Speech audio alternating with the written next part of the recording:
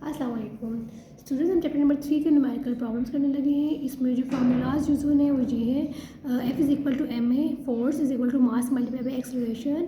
ठीक है, ओके बच्चों। और नंबर 2 है weight is equal to M G. ठीक है, यानी कि मास मल्टीप्लाई बाई ग्रेविटी। ये दोनों सेम ही फार्मूलाज हैं, इस मोस्टली हमने यूज़ भी करते रहे हैं। तो जब भी ग्रेविटी की बात होगी तो हम ये वाला यूज़ करते हैं, तो वेट के लिहाज से फार्मूला यूज़ करते हैं। अदरवाइज वेट का फार्मूला ये है, फोर्स का फार्मूला ये है।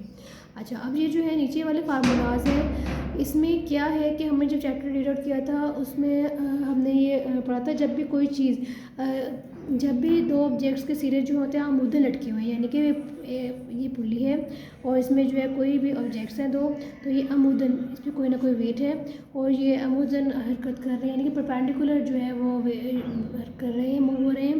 तो ये देखिए दोनों जो है इसकी परपेंडिकुलर है, तो हमें फार्मूला यूज़ करेंगे ये वाला।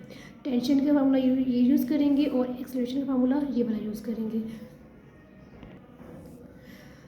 और जो है ये बाकी जो ये वाले फार्मूलाज हैं, ये हमारा है कि अगर एक सिरा जो है उसका उफकी हो और एक आमूदन हरकत करे तो हम ये वाले फार्मूला यूज़ करेंगे, यानी कि उसमें जो है एक जो ऑब्जेक्ट है, एक बॉडी है वो हॉरिजॉन्टल मूव कर रही है, दूसरी बॉडी जो परपेंडिकुलर, यानी कि फॉर एग्जांपल अब एक ये टेबल है और टेबल पे एक ऑब्जेक्ट रखा है, तो ये ऑब्जेक्ट इसका जो है ये हॉरिजॉन्टल है और इसका एक सिरा यहाँ पे लटका हुआ है और ये वाली जो है चीज़ मूव कर रही है वर्टिकल, यानी कि परपेंडिकुलर। तो हम फार्मूला ये यूज़ करेंगे, टेंशन का फार्मूला और ये एक का फार्मूला है और ये F is equal to delta P by T है। और हमने यहाँ पे जो है ये वाला फार्मूला है, ये फ्रिक्शन का फार्मूला है, friction F R is equal to mu R, और आर क्या है इसमें रिजल्टेंट फोर्स है, और नंबर 6 क्या है एफ सी, यानी कि centrifugal force M V square divide by R. ये हमने चैप्टर रीड आउट करते हुए सारे फार्मूलाज हमने पढ़े थे। न्यूमेरिकल नंबर 1 जो है कि 20 न्यूटन के एक फोर्स एक जिस्म को 2 ms-2 के एक्सेलरेशन से हरकत देती है, जिस्म का मास क्या होगा। सो सिंपल, इंतहाई सिंपल न्यूमेरिकल्स हैं। हम इसका डाटा लिख लेते हैं। तो डाटा में जो हमें गिवन है क्या है कि हमारे पास जो फोर्स है, फोर्स बराबर है 20 न्यूटन के और जो एक्सेलरेशन यानी कि ए बराबर है 2 ms-2 के, और हमने क्या निकालना है एम। और हम जानते हैं फोर्स का फार्मूला क्या होता है, F is equal to M A. हमने हमारे पास फोर्स की वैल्यू भी है, ए की भी, हमने मास मालूम करना है, तो मास हमारा यही रहेगा, ए मल्टीप्लाई हो रहा है वहाँ जाके डिवाइड हो जाएगा। तो हमने बाकी इसमें जो है वैल्यूज़ पुट कर लेंगे। तो फोर्स की वैल्यू क्या है 20 और इसकी एक्सेलरेशन की वैल्यू क्या है 2। इसको आप कैलकुलेटर में डिवाइड भी करके देख सकते हैं, अदरवाइज 2 1 2 0 आ गया, 2 10 20 होता है, तो मास हमारे पास आ गया है 10 किलोग्राम। ये न्यूमेरिकल इसका यही वाला इसका आंसर है। अब न्यूमेरिकल नंबर 2 जो है कि एक जिस्म का वज़न 147 न्यूटन है। ठीक है, इसका मास क्या होगा और जी की कीमत हम जानते ही हैं कि 10 ms-2 है। तो इसका न्यूमेरिकल डाटा लिख लेते हैं। तो हमारे पास जो वज़न कितना है, यानी कि W मतलब वेट कितना है, 147 न्यूटन। ठीक है, मास हमने मालूम करना है और हम जानते हैं वेट का formula is equal to W is equal to mg। हमने मास मालूम करना है, W भी है हमारे पास और G भी है, तो हमारे पास मास यही रहा, ग्रेविटी जो है वहाँ जाके डिवाइड हो गई है और इसकी वैल्यू 147, ग्रेविटी की वैल्यू 10, इसको इससे डिवाइड किया तो हमारे पास आंसर आ गया 14.7। मास हमारे पास कितना आ गया 14.7, जी इसका आंसर। ये न्यूमेरिकल नंबर 3 जो है कि 10 किलोग्राम के मास को जिस्म को गिरने से रोकने के लिए कितनी फोर्स दरकार होगी। अब जो है इसका मास कितना है 10 किलोग्राम, फोर्स हमने मालूम करनी है और जो है अब हम जानते हैं कि वेट का फार्मूला क्या होता है, is equal to mass multiply by gravity. ठीक है, इन्होंने कहा है कि जब भी देखिए कोई भी जिस्म जो है बॉडी गिरने, उन्होंने कहा है कि गिरते हुए जिस्म को रोकने के लिए जब भी कोई चीज़ गिर रही है तो किस वजह से गिर रही है, ग्रेविटी की वजह से। ग्रेविटी उसको अपनी तरफ खींच रही है। तो जब भी कोई भी चीज़ परपेंडिकुलर हो जाए, नीचे की तरफ गिरने की बात करेंगे तो फार्मूला यूज़ करते हैं W is equal to mg, क्योंकि इसमें क्या है ग्रेविटी है, तो इसलिए हमने ये वाला फार्मूला यूज़ किया। अब जो है the force needed to prevent the body from falling is equal to the weight of the body. ठीक है, यानी कोई बॉडी जो नीचे गिर रही है उसको गिरने से बचाने के लिए उतनी ही फोर्स लगेगी जितनी कि वो क्या कहते हैं उसका अपना वेट होगा। ठीक है, ये इंग्लिश वाले बच्चे वो ये वाली स्टेटमेंट लिखेंगे और उर्दू मीडियम वाले बच्चे ये स्टेटमेंट लिखेंगे कि एक जिस्म को गिरने से बचाने के लिए दरकार फोर्स इस जिस्म के वजन के बराबर है। तो F is equal to W, यानी कि फोर्स कितनी होगी हमारी W, यानी इस बॉडी का जितना उसका अपना वेट है उतनी ही फोर्स अगर उस पर अप्लाई होगी तो ही जो है तो गिरने से बचेगी। ठीक है, अगर हम कम करेंगे तो वो रुकेगी नहीं। तो इसलिए हमें उतना ही फोर्स चाहिए होगी, इतनी ताकत चाहिए जितना उसका अपना वेट है। तो हमने जो है इसमें W is equal to mg था, तो हमने फोर्स इक्वल टू वेट है, तो हमने क्या लिख दिया F is equal to mg। हमने वैल्यूज पुट कर दी, मास हमारे पास 10 है, ग्रेविटी की वैल्यू भी हमारे पास 10 होती है, इसको इससे मल्टीप्लाई किया तो हमारे पास फोर्स की वैल्यू आ गई है 100 न्यूटन। ये इसका आंसर है। अब न्यूमेरिकल नंबर 4 जो है कि 50 किलोग्राम मास के जिस्म में 100 न्यूटन की फोर्स कितना एक्सेलरेशन पैदा करेगी। ठीक है, अब जो फोर्स है हमारे पास कितनी है 100 न्यूटन और मास है हमारे पास 50 किलोग्राम। हमने एक्सेलरेशन मालूम करना है, तो हम जानते हैं फोर्स का formula is equal to ma। हमें फोर्स की वैल्यू हमारे पास दी गई थी 100, मास की है 50, a हमने मालूम करना है। तो ये इधर ही रहा, ये वहाँ जाके ये मल्टीप्लाई हो रहा है, वहाँ जाके डिवाइड हो गया है।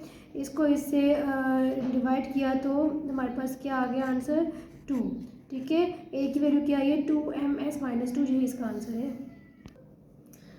अब न्यूमेरिकल नंबर जो 5 है कि एक जिस्म का वजन 20 न्यूटन है, इसको 2ms-2 के एक्सेलरेशन से सीधा ऊपर की तरफ ले जाने के लिए कितनी फोर्स की ज़रूरत होगी।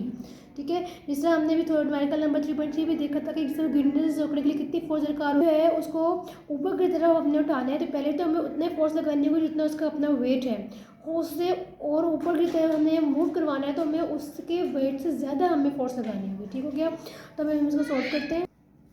तो हमारे पास जो W कितना है 20 न्यूटन, वेट यानी कि इसका 20 न्यूटन है, और A हमारे पास एक्सेलरेशन है 2ms-2। हमें क्या मालूम करना है, फोर्स मालूम करना है। ठीक है, अब हम जानते हैं कि फोर्स का फार्मूला जो होता है फोर्स का फार्मूला जो होता है F इक्वल टू m ही होता है, और हमने जो है हमारे पास जो गिवन है W की वैल्यू है, A की वैल्यू है। तो अगर हम इसके लिहाज से देखें तो हमें यहाँ पर A की वैल्यू तो है, मास की नहीं गिवन, तो हमारे पास जो हम इसी का फार्मूला दूसरा देख लेते हैं, W is equal to mg। तो W is equal to mg, तो हमने W हमारे पास गिवन था, G की वैल्यू गिवन है, तो हमने मास मालूम करना है, तो ये मल्टीप्लाई है, वहाँ जाके डिवाइड हो जाएगा। तो हमारे पास W की कितना है 20, ग्रेविटी की वैल्यू हम जानते हैं 10, इसको इससे डिवाइड किया तो हमारे पास मास की वैल्यू आ गई है 2 किलोग्राम। हमारे पास अब मास की वैल्यू आ गई है, अब हमने निकालनी है फोर्स। फोर्स का फॉर्मूला हम जानते हैं m is equal to a, हमारे पास m ने आया है 2 और एक्सप्रेशन हमारे पास ऑलरेडी 2 था, 2 2 4, तो हमारा फोर्स कितना आ गया 4 न्यूटन। ये हमारे पास क्या आया फोर्स 4 न्यूटन, यानी कि हमें एक बॉडी को ऊपर की तरफ भेजने के लिए तकरीबन 4 न्यूटन की फोर्स दरकार होगी। एक तो नेट फोर्स यानी कि हमें कितनी टोटल फोर्स कितनी चाहिए होगी, एक उसका एक्चुअल अपना वेट, एक्चुअल उसका वजन होगा, और इसके अलावा फोर्स हमें चाहिए होगी 4 न्यूटन। तो इन दोनों को हम प्लस करेंगे तो हमारे पास नेट फोर्स आ जाएगी। फोर्स हमारे पास जो निकली है जो है वो 4 निकली है। ठीक है, यानी कि सॉरी ये जो है 4 है, और जो है वेट हमारा कितना है 20 न्यूटन, तो 20 + 4 हम कर लेंगे तो हमारे पास इसका आंसर आ जाएगा 24। और न्यूमेरिकल नंबर जो 6 है कि एक बे फ्रिक्शन पुली पर से गुजरने वाली डोरी के सिरों से 52 kg मास और 48 किलोग्राम मास के दो अजसाम मुंसलिक हैं। डोरी में टेंशन और अजसाम का एक्सप्लोरेशन मालूम करना है, जबकि दोनों अजसाम अमूदन हरकत कर रहे हो। अब यानी कि एक पुली है और इस पर जो है एक वेट ये हैंग लटका हुआ है, दूसरी तरफ ये वाला वेट लटका हुआ है। ठीक है, ये आपस में जो मूव कर रहे हैं अमूदन, किसकी बात की अमूदन, और मैंने आपको स्टार्टिंग में बता दिया था जो अमूदन ठीक है अमूदन हरकत कर रहे हैं तो हमें कौन सा फार्मूला यूज़ करना है। तो इसी के लिए आज हम डाटा लिख लेते हैं कि हमारे पास जो है दो मास है। ठीक है, एक 52 किलोग्राम है, एक 48 किलोग्राम है। और आपने एक बात याद रखनी है, जो पुली वाला जो हमारा पास न्यूमेरिकल होगा या जिसमें दोनों जो है अमूदन परपेंडिकुलर मूव कर रहे होंगे, तो हमने जो है बड़ी वाली वैल्यू को हमने m1 कंसिडर करना है और छोटी वाली को हम m2 कंसिडर करना है। ठीक है, इस वजह खास ख्याल रखना है आपने, अगर इसको आपने आगे पीछे करी तो आपका हो सकता है सवाल गलत हो जाए। तो जब पुली वाली होगी हमारे पास न्यूमेरिकल, तो हमने बड़ी वाली वैल्यू को यानी कि 52 बड़ा है तो उसको m1 कंसिडर करेंगे और 48 छोटा है तो उसको m2। हमें टेंशन मालूम करना है और एक्सेलरेशन मालूम करना है। अब हम जानते हैं इसमें जो दोनों जब वर्टिकल हरकत कर रहे हो तो हमारे पास का टेंशन का फार्मूला होता है 2m1 m2 divide by m1 + m2 sorry multiply by gravity. हम वैल्यूज पुट कर लेंगे। 2 मास हमारे पास m1 52 है, 48 इसमें इसकी वैल्यूज पुट की, इसको मल्टीप्लाई किया, अब जो है इन तीनों को मल्टीप्लाई किया, नीचे वाले को प्लस किया तो ये आंसर आ गया। ठीक है, इसको इसे मल्टीप्लाई करके डिवाइड किया तो हमारे पास ये आंसर आ गया, जो कि अप्रोक्सीमेटली हमारे पास 500 न्यूटन के इक्वल है, अप्रोक्सीमेट तकरीबन। और हमने एक्सप्रेशन का फार्मूला हम जानते हैं, इसमें m1 - m2 divide by m1 + m2 multiply by g। Simple हमने वैल्यूज पुट कर ली, इसको माइनस इसको प्लस कर लिया और इसको जब डिवाइड करके इसे मल्टीप्लाई किया, ये इन दोनों को मल्टीप्लाई करके डिवाइड किया, हमारे पास इसका आंसर आ गया है 0.4 ms - 2। हमारा नेक्स्ट न्यूमेरिकल क्या है, एक बे फ्रिक्शन पुली पर से गुजरने वाली डोरी से 26 किलोग्राम मास और 24 किलोग्राम के दो अजसाम मुंसलिक हैं। 26 किलोग्राम मास का जिसम एक हमवार उफ़ की सतह पर रखा हुआ है, ठीक है, जबकि दूसरे वाला मास जो है नीचे की तरफ हरकत कर रहा है। डोरी में टेंशन और दोनों अजसाम का एक्सप्रेशन मालूम करना है। अब जो है यानी उन्होंने सवाल में बता दिया है कि एक जो अजसाम है, बॉडी जो है हमारी जो है उफ़ की सतह है, यानी कि ये हॉरिजॉन्टल सरफेस है, और एक वर्टिकल सरफेस। मैंने स्टार्ट में आपको बताया था जब हमारे पास ये वाली कंडीशन होगी, एक वर्टिकल एक हॉरिजॉन्टल, तो हमने जो है फार्मूला ये वाला यूज़ करना है, जो कि मैंने आपको स्टार्ट में बता दिया था।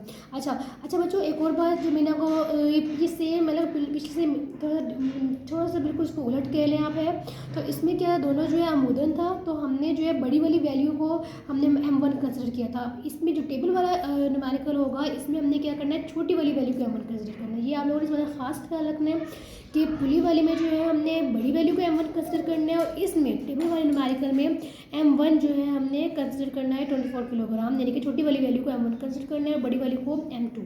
ठीक हो गया बच्चों। हमें क्या मालूम करना है, सेम टेंशन और एक्सप्रेशन मालूम करनी है। अब हम जानते हैं टेंशन का फार्मूला, अगर एक हॉरिजॉन्टल और एक वर्टिकल हो तो हमारा ये वाला फार्मूला यूज़ होगा। सिंपल हमने इसमें वैल्यूज पुट की, ये दोनों मल्टीप्लाई किया, नीचे वाला प्लस किया, मल्टीप्लाई इसको जो है इसके साथ मल्टीप्लाई करके डिवाइड किया, तो हमारे पास इसका आंसर आ गया 124.8 न्यूटन, जो कि अप्रॉक्सीमेटली इक्वल होता है 125 न्यूटन। और इसमें भी हम एक्सप्रेशन का फार्मूला जानते हैं M1 plus M2 multiply by gravity. इसमें हमने वैल्यूज पुट की, ठीक हो गया, नीचे वाले से प्लस के 50 आंसर आया, इसको इसके साथ जो डिवाइड के 10 से मल्टीप्लाई किया तो हमारा आंसर आ गया 4.8 ms-2। अब जो न्यूमेरिकल नंबर 3.8 है कि किसी जिस्म की मोमेंटम में 28 न्यूटन सेकेंड की तब्दीली पैदा करने के लिए 20 न्यूटन की फोर्स को कितना वक्त दरकार होगा।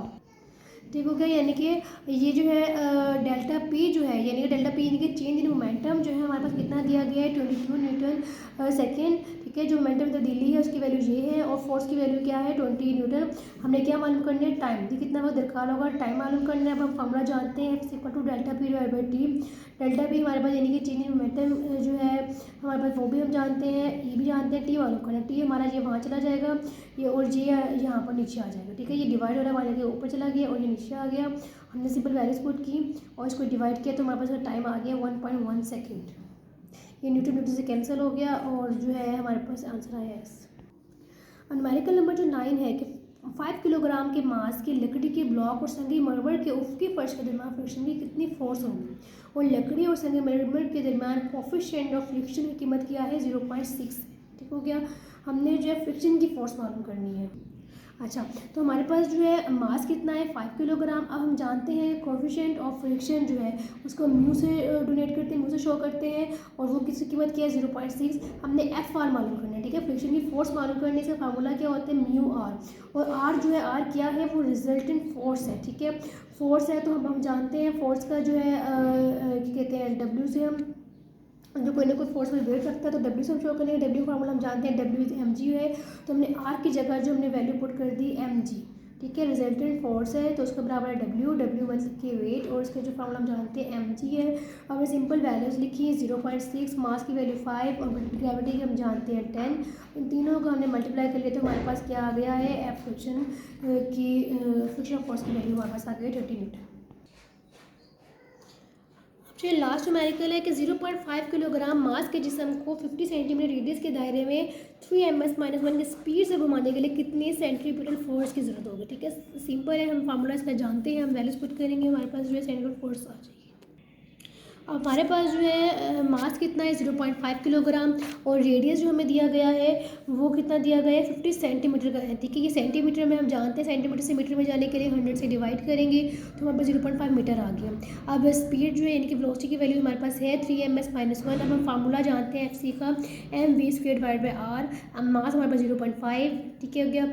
और जो है क्या कहते हैं, और इसकी जो वेलोसिटी है वेलोसिटी हमारे पास 3 है, और रेडियस भी हमारे पास 0.5 है। ये 9 न्यूटन, और ये 9 न्यूटन उसका आंसर है।